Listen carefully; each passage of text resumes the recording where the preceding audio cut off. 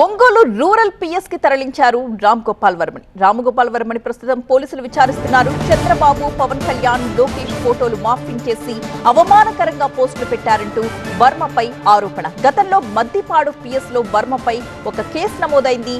Ramgopal Varma phone ని స్వాధీనం చేసుకున్నారు పోలీసులు.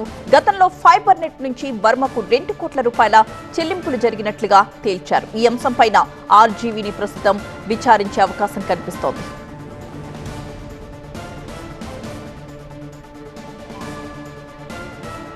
మరిన్ని వివరాలు మా ప్రతినిధి ఫైరోజ్ రిపోర్ట్ చేస్తారు.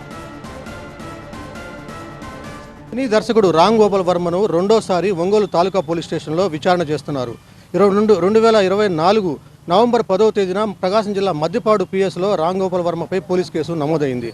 వ్యూహం సినిమా ప్రచారంలో భాగంగా ఆయన చేసినటువంటి పోస్టింగులు వివాదాస్పదంగా మారాయి. చంద్రబాబు, పవన్ కళ్యాణ్ అలాగే నారా లోకేష్లపై ఫోటోలను మార్ఫింగ్ చేస్తూ ఆయన అవమానకర రీతిలో ఆయన పోస్టింగులు పెట్టారు. మా మనోభావాలు దెబ్బతిన్నాయని చెప్పి ప్రకాశం జిల్లా మద్దిపాడుకు చెందినటువంటి టీడీపీ నేత రామలింగం ఇచ్చిన ఫిర్యాదు మేరకు మద్దిపాడు పిఎస్లో ఈ కేసు నమోదైంది.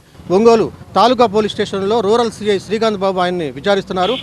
ఆయన దగ్గర ఉన్నటువంటి గతంలో విచారణ చేసిన సందర్భంలో ఆయన సెల్ ఫోన్ తన వేరే చోట పెట్టొచ్చానని చెప్పి ఆయన చెప్పిన నేపథ్యంలో మరోసారి ఆయన సెల్ ఫోన్లు కూడా ఈసారి స్వాధీనం చేసుకొని ఆ సెల్ ఫోన్లు కూడా పరిశీలిస్తున్నారు. ఈ సెల్ ఫోన్లో ఏమేమి ఆయన ట్రాన్సాక్షన్ చేశారు, ఏమేమి పోస్టింగ్లు పెట్టిన నేపథ్యంలో ఎవరెవరితో మాట్లాడిన దానిపైన కూడా ఆ సెల్ ఫోన్ ఆధారంగా కీలక సమాచారం రాబట్టే పనిలో ఉన్నారు. మరోవైపున దాదాపుగా 20 ప్రశ్నలను ఆయనపైన సంధించేందుకు రూరల్ సిఐ శ్రీకాంత్ ఏర్పాటు చేసుకున్నారు. తాలూకా పోలీస్ స్టేషన్ ప్రస్తుతం వర్మను విచారిస్తున్నారు.